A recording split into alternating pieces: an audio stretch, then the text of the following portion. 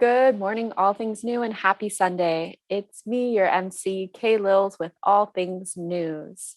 And for our first piece of news, our morning devotional continues to meet Mondays, Wednesdays, and Fridays at 9 a.m. You can join via our website, allthingsnew.church. That's where you'll find the Zoom link. And download our new devotional app, Lexio 365, to be part of those conversations. Our faith in action groups are continuing to meet every other week. And so that's this Tuesday and Thursday at 7 p.m. You can go either Tuesday or Thursday. And all are welcome to come talk about the sermons and really break down what it means to put your faith into action. Our All Things New kids meet on Zoom. Kindergarten through second grade meets Tuesdays at 2 p.m. and third through fifth grade meets Tuesdays at 4 p.m. All are welcome to join that. All Things New is also helping provide the gift of words to kids in need. So our kids ministry, as well as our Salt and Light ministries, are partnering up to ask you to donate gently used or new children's books geared toward ages from birth to age 5. And we'll be working with organizations to distribute the books, as well as helpful literacy tips to families in need. Now, it is Read Across America month, the month of March, and we have a goal of reaching 100 books this month. So if you are able to help donate books that your children or grandchildren don't need anymore, that would be extremely helpful. Or maybe your children or grandchildren want to help you pick out new books. So you can drop off the books Thursdays from 5 to 6 p.m. or Saturdays from 10 to 11 at our church office. You can find that location on our website, allthingsnew.church. You can also contact ATN Kids at allthingsnew.church with any questions. All Things New also has an opportunity for you to become a partner. So an All Things New partner is someone who believes All Things New is their church home and feels committed to serve and support the church. So as a partner, you would be part of important church decisions. And if you'd like to find out more information about what it means and what the commitment is, you can visit our website, allthingsnew.church. Under the For You section, it'll say Partner with ATN. Finally, after the service, we have a Zoom hangout, and we'd love for you to come and say hi, check in, or to meet you if you're new. So go ahead to our website right after the service and click join. Hope to see you there, and have a great day. So we have a real treat this morning. We're spending time this Lent exploring the discipline, the call, the vocation of peacemaking. As Jesus says, "Blessed are the peacemakers, for they will be called children of God." And what better thing for us to do than to ask an expert? A couple weeks ago, Andy Larson shared some of his insights as a peacemaker who's done some really great work into this. And today we've got a real special treat. Again, we have John Huckins, and a little bit about John. He is a pastor. He's the co-founding director of the Global Immersion Project. It's a peacemaking training organization that does it comes alongside individuals and communities to move toward conflict, equipped to heal rather than to win, right? What a cool vision, a cool model. John focuses a lot of his writing and his speaking on peacemaking, both in a local context and broader global contexts. He trusts and believes that the church is meant to be an instrument of peace in this world. And I agree with him on that. John writes for a lot of different publications, including USA Today, Red Letter Christian, Sojourners, and Relevant Magazine. He's a contributing author to a lot of different books. He's written 3 himself. If you're interested in learning more about peacemaking, you should check out his book, Mending the Divides, Creative Love in a Conflicted World. It's a great book. I've read it. It's worth your time. And John is a passionate follower of the Prince of Peace. And John, not only, he doesn't just cast biblical vision for what it means to be the church as peacemakers, as this community shaped by the Prince of Peace, but John lives it out well. He's a rare example of someone who refuses to allow abstract ideals to remain abstract. He lives this stuff out. He's a practitioner of the things that he preaches about. I've seen him do it. So today, he offers us a powerful opportunity to learn more about our call as peacemakers. Take a listen to this. All right. So I'm here with my friend, my brother, John Huckins. John, thanks for being here. Yeah, man. I'm thrilled to be with you and all of you listening in. Yeah. So I was excited because we're exploring the practical principles of peacemaking, and you are this sort of experienced, seasoned practitioner of the discipline of peacemaking. So, in your experience, just kind of give us a real basic, broad forest level view. How do you define the term peacemaker? Yeah. Yeah, it's helpful to have, some of this language, peacemaking, can be so stigmatized as this afterthought or this idealistic fairy tale that sits at 30,000 feet. And it brings up images of like the 1960s, or it brings up images of international peace treaties. And that's the only place that peace happens, is on a policy level in the Middle East or whatever it might be. I think it's important to ask the question you're asking, because I would argue that the peacemaking is a lived way of life. It's a practiced way of life. It's a discipleship invitation that Jesus offers us to participate in God's mission of restoration. So a few defining terms I would say as we go into this is, one is we define peace as the holistic repair of relationship. Holistic repair of relationship with myself, with God, with my neighbor, with all of the cosmos, with all of creation. So peace is a holistic repair of relationship. Peacemaking is a proactive movement toward conflict, equipped with tools to heal and to transform, rather than tools to win or to destroy. So peacemaking is not passive. It's not about maintaining the status quo, which is often what peacekeepers do, or we talk about peacekeeping delegations in ex-conflict, or even how many of us associate keep the peace. No. Peacemakers disrupt the peace of the status quo of the empire as we sit in a modern day empire, to bring about God's restorative peace, which is holistic on a cosmic level and on a personal level. So peacemakers, we move towards this stuff because we actually trust. John Paul Lederach would say that conflict is the most dynamic laboratory for genuine relationship. So he's saying peacemakers move toward the conflict, and it's an opportunity to grow together. If we're sitting here listening to this now, and you think about a relationship in your life where you've actually moved through a conflict well, whether it's a spouse or a friend or a colleague, and you've gotten to the other side of it, you're probably at a deeper level of relationship than you were at the start. So what if conflict is an opportunity rather than a problem? Maybe the problem is just we don't have tools. We don't have practices as peacemakers to engage it well. So peace is holistic repair of relationship. Peacemakers move toward conflict with tools to heal and to transform. That's hopefully some helpful language. That's great, man. So what I hear you say is moving toward conflict. So I should just make more Facebook posts right? Is that? No, yes. That's going to be the context of peacemaking. Just drop some really polarizing language on Facebook and sit back and act like you did something helpful. The armchair algorithm activist of peacemaking. That's good.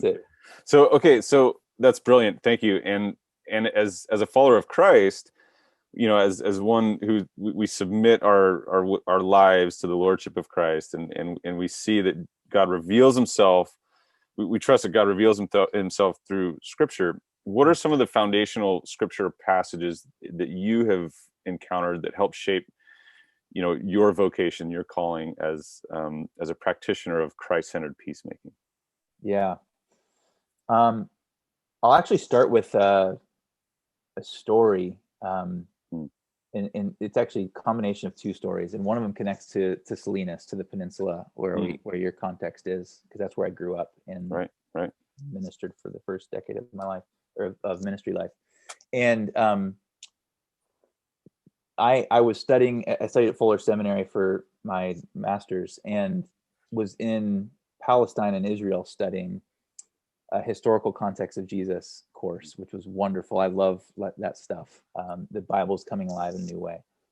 But in short, we were staying at a hotel in Jerusalem, in the old city in the Christian quarter, and one of the gentlemen who worked at the hotel and served our food and probably changed the sheets when we were not there, Mm-hmm. we began to connect with and found out his wife was pregnant at the same space as my wife was with me, and she was 7 months pregnant with our first. And one evening we were having a conversation on the rooftop overlooking the old city of Jerusalem. Mm-hmm. And we were talking about everyday stuff like World Cup and babies and the things you'd talk about. Right. And he looked at me at one point in that conversation somberly, and his cadence slowed, and he said, "John, why do your people think I'm a terrorist? I follow Jesus just like you do. How do you pray for your meals every morning and go look at all these holy sites when your sisters and brothers in Christ are experiencing daily occupation and oppression just 5 minutes away from here?" And he points into the West Bank across the separation wall. And you can imagine that moment, like my worldview explodes, my heart breaks, and he revealed, his name is Milad, that he was a follower of Jesus, just like I am. Jesus is Messiah. He's Palestinian, which many Christians associate Palestinians with Arabs and terrorists and all this stigma and stereotype and racism we have baked into it.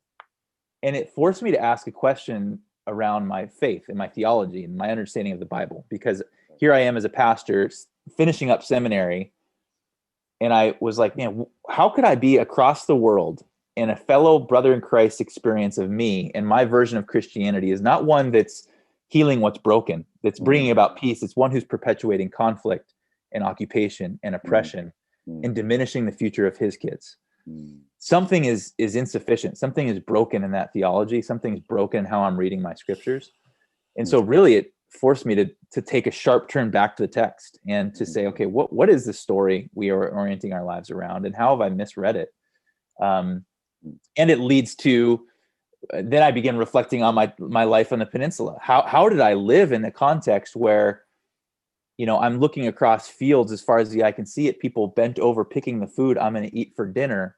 And for 2 decades, I noticed them, but I didn't actually see them. I didn't see the humanity, the dignity, the image of God in them. I didn't understand their plight. I didn't understand the farm worker reality and living in corners of our city in overcrowded apartments. Like, something is insufficient here. Something is deeply broken. And so, to go back to the text and to study now through the lens of God's larger mission. And that's where, even just starting with the Genesis poems in Genesis 1 and 2, God's story of making all things whole, the Hebrew word shalom, the peace, but it's a rightly ordered world. Things are as they should be. There's a fracture in the story in Genesis 3. And at that point, God makes it God's mission to heal what's broken, and does it through the people of God. And it's a crazy story. But it helps us understand that God's mission is restoration. All the different ways we talk about it, God's mission is to restore what was broken, and invites us to be part of it. And we see that embodied in Jesus' life and teachings and death and resurrection. 2 Corinthians 5, he talks about, as you talk about Matthew 5, blessed are the peacemakers. Talks about what that looks like, turning the other cheek, walking the extra mile. This very subversive enemy love.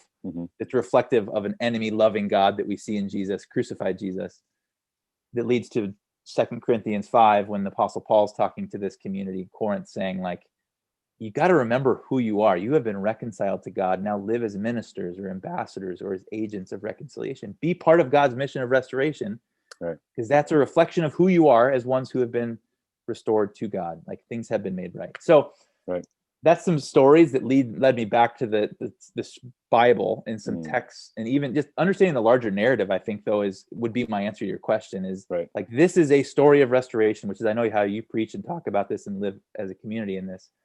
How are we participating in it? That's what it looks like to be a peacemaker. Participating in God's mission is to be a peacemaker. I love how you share the story where that conversation on the rooftop led to this incredibly powerful. So you have this conversation on the rooftop where your sort of heart, soul, mind, and strength are just torn down, and there's a sort of deconstruction moment, and that leads you toward this path of by God's grace, like going back to the text and considering the new ways that God is speaking to you through those. And that, of course, propels you toward the broader mission, the broader movement of the renewal that God is at work bringing to this world, like this broken world. And so we try to talk about this a lot, that our own personal renewal is meant to translate to this broader renewal that God is doing. And so, the way that we're being renewed by God for the sake of renewing the world with God. Yeah. And I love how you model that for us. That's good. And so I think that's sort of, thanks for that, gives us an insight into how you got involved with this Mhm. mission of peacemaking. As we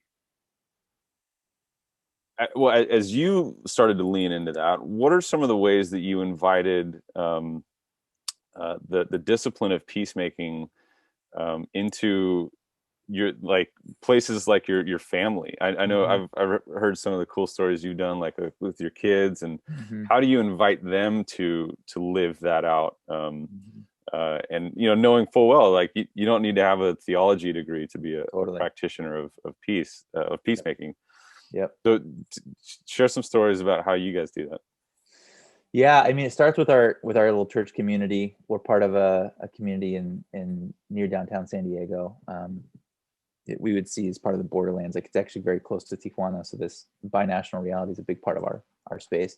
Mhm. And that's a big divide, right? That's a big conflict, quote unquote. And so for our community to say, how are we living as part of that mission of restoration right here on our streets? Many of our neighbors are undocumented. We're committed to a life of mission together. So we run into conflict with each other, and we can't just walk away because we disagree theologically or we don't like a sermon. Like, no, we got to work stuff out. Right. And now, how do we invite our kiddos into that? When they're having issues with their friends or they're at school and all the things come up, as those of you listening know, come up with kiddos. Mm-hmm. A lot of it's been about how we communicate um, the invitation to be peacemakers in every aspect of our lives. That we talk about it in ways that destigmatize it, that normalize it. Like, we talk about what it's going to look like to be a peacemaker on the way to school pre-COVID, Mm. and say a prayer, and then afterwards we're talking about, hey, what did that look like, and where'd you struggle, and everything from feeling isolated from friends to gossip stuff to, and it's become part of, like, just the living and breathing inhale and exhale of our family. And I think even of this last month, right after the inauguration, Mm. one of our friends lives on our street, is amazing man, and his name's Luis, and he lived on the streets until about a year and a half ago. He has an apartment next to us now, and our family's grown really close with him, and his 3 little dogs, and my kids are always holding their dogs. And he's one of the most thoughtful, caring people. In fact, he observed through these interactions with my kiddos what they like, and he got stones and drew pictures that made him think of each one of them and brought them over to us. So the kids are so endeared to this guy, So cool. so endeared to him. That's great. We voted a certain way in the election based on our understanding of kingdom values inform how we vote, and we voted, and our kids knew how we voted and why we voted that way. The day after the inauguration, is actually after the election.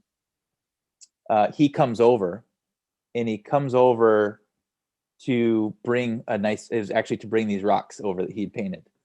And he has a sticker on of the candidate we did not vote for. Gotcha. And my kiddos are like paralyzed. They're like, wait, Luis voted for, like, really? And their eye, but it was this dynamic moment of, like, we say thank you, he leaves. Hey, kiddos, what did you think about that? Yeah. And what does that teach us about people that are different than us? Does that mean that they're less than human? Does that mean that they're bad people? Mm. Maybe our differences aren't just all these lines we need to divide us from our relationships, but we can understand that, like, we talk about the first practice of peacemaking is seeing the humanity and the dignity and the image of God in everyone, whatever their stripe. It's not a compromise of our convictions. It's not a compromise of our vote, but learning to simply see. And so even in that moment with our kiddos, whether it's walking around our block, having eyes to see those we're taught not to see, or the things we're taught not to see, or that interaction to process it, is, how is this helping us grow our capacity for God's mission and God's image in everyone, rather than just keep, like, falling in these partisan or divided lines that our culture offers us. Right.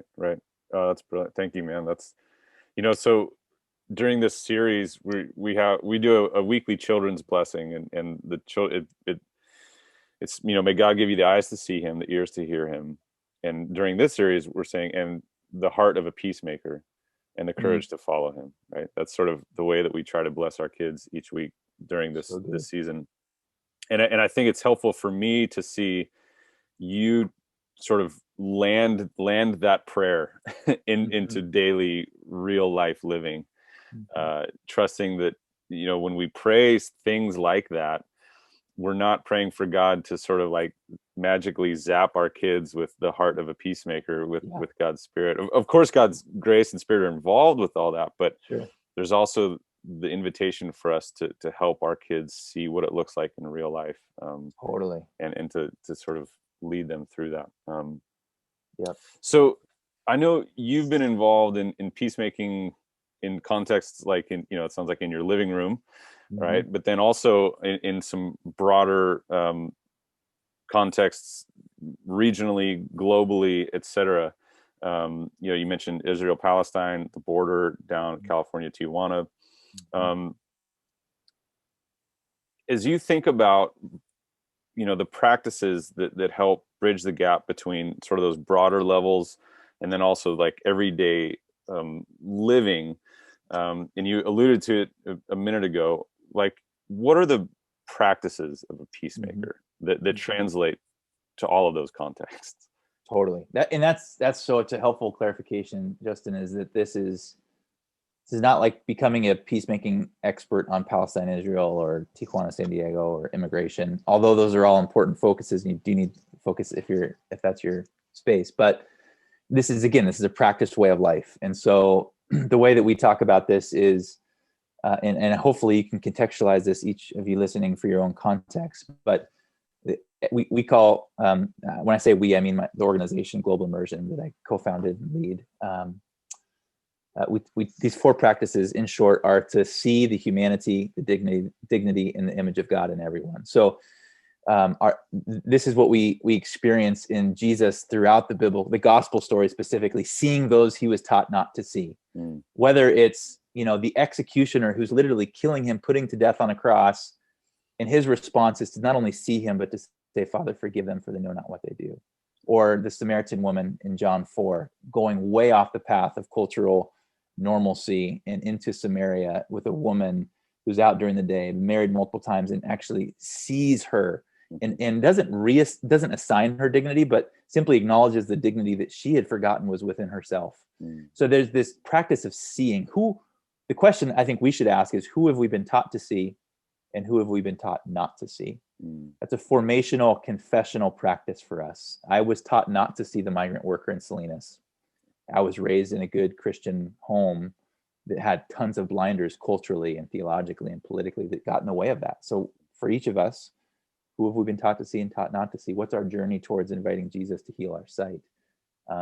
Another practice, the second practice, is to immerse. It is stepping off our roads of comfort and moving into reality. What is real? Moving off the Highway 1 through Carmel by the Sea, which can be wonderful, but like what's right underneath that? The story right underneath, whether it's the story of that soil going back to indigenous communities or areas and systems of occupation and oppression. How are we moving into the stories of our streets and our neighborhoods? How are we moving into those broken relationships we have, with that broken relationship with a loved one, and proactively digging into it? In a couple tangible ways to do that is as we often say, to listen longer than feels comfortable.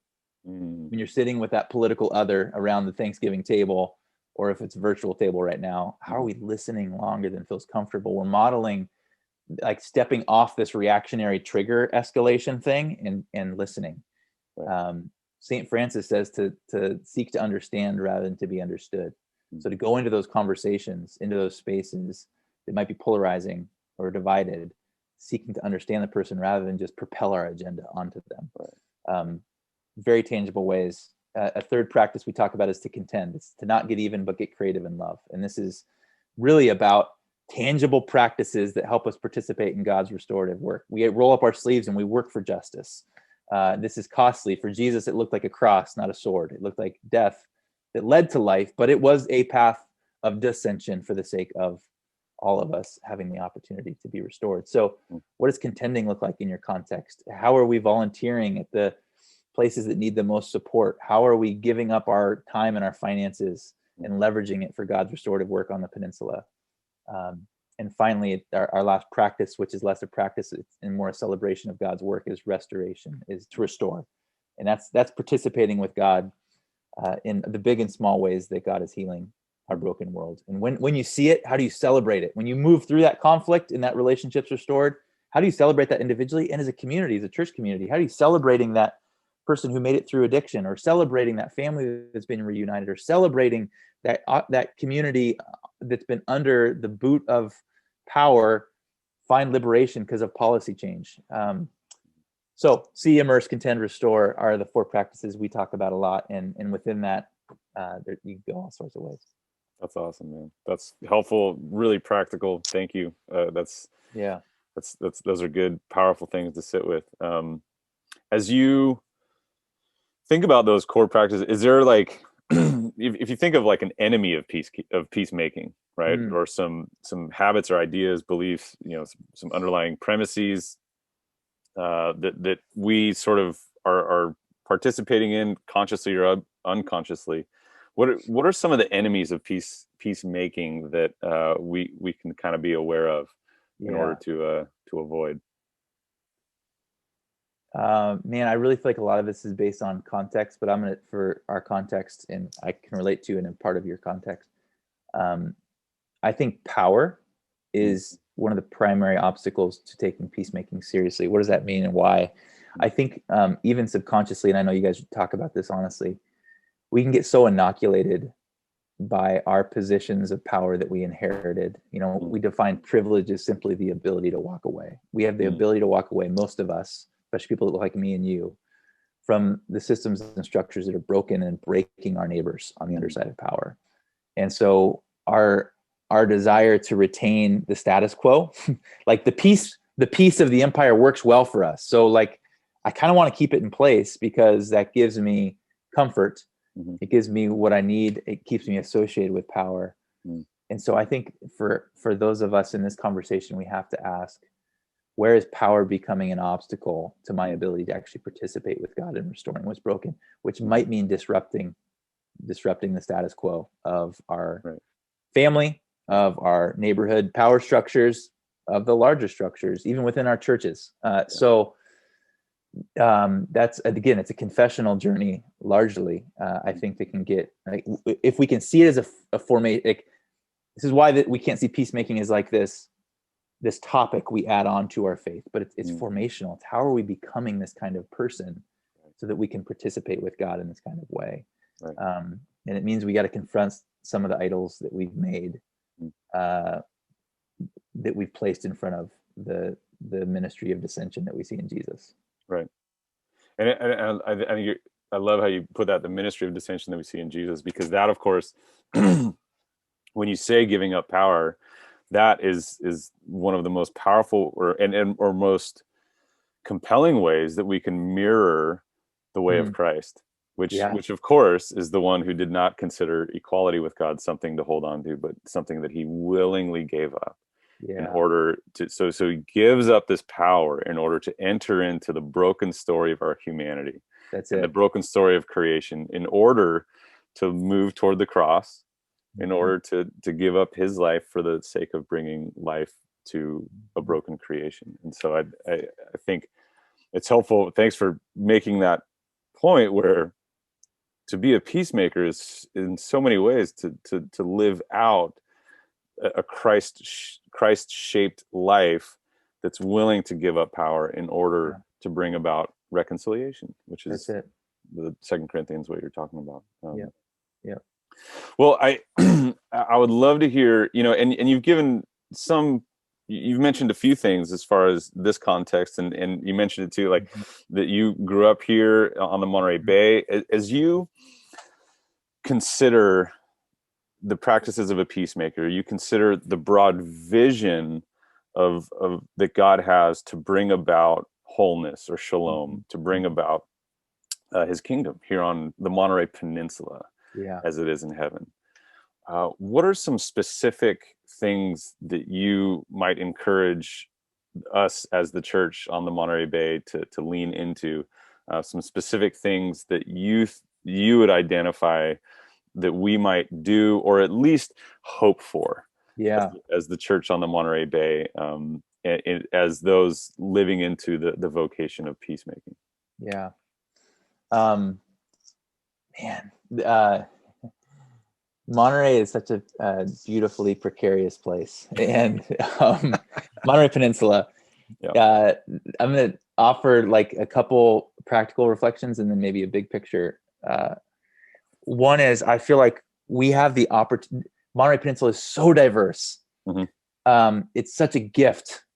And as I come back here, which I do regularly, I think I realize how diverse it is in a new way than when I lived here, because I was so siloed in many ways. Yeah. But it's wildly segregated. So we can live in a diverse context and still be segregated. And what's the questions we need to ask ourselves that would help us move from living in a diverse context in a segregated reality to living in a diverse context in a diverse reality?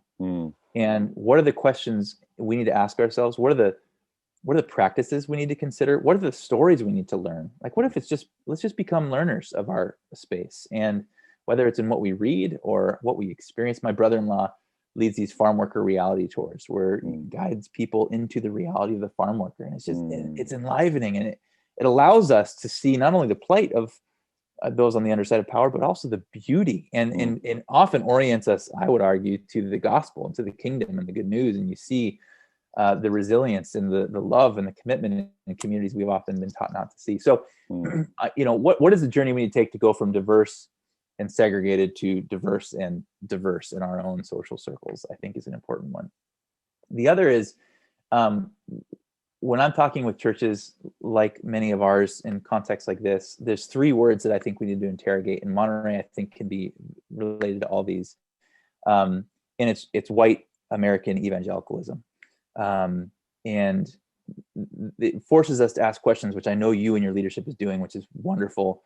What are ways that white supremacy and the narrative of our white background has informed this space and this soil? We don't need to be scared of that or even apologetic about who we are, but we need to interrogate it. And so how has whiteness informed how I show up here? American, how is my allegiance to the United States of America compromised my fidelity and my allegiance to the kingdom of God? In a place like Monterey, and the DNA here is a very military context. And again, I come from a military family. I'm not trying to demonize, but how is that shaping our orientation as Christians? And where might that be an obstacle to our citizenship and our fidelity to the kingdom of God? So I think we need to think about that here on the Monterey Peninsula. And lastly, evangelicalism. We're in a space where our on the peninsula, our faith, we were just talking about this before we started recording, can be so rigid and so much more about doctrine and dogma than about living into the way of Jesus for the sake of this context and joining God's mission. So this evangelicalism has become more of a dividing line rather than an invitation to become whole. And so as Christians on the Monterey Peninsula, how are we interrogating, and with the leadership of people like you, white American evangelicalism, and seeing that not as some passive critique, but really as an opportunity for us to grow in likeness of Christ and live in the way of Jesus here in this space. Awesome, man. That's helpful. It's practical. It's brilliant. It's good. I hope so. Deeply rooted in the heart and the word and the way of Christ, and I really appreciate it, man. So, John, thank you for all that you are doing, for who you are, in the ways that you're submitting your life to the lordship of Christ and inviting others to do the same, man. It's compelling, it's exciting, and yeah, excited to see how God moves from here, man. Thank you. Yeah, thank you. Love it, and grateful for you and your community. Keep shining, be in the light. It's a beautiful thing. I feel like shining the light is more about us.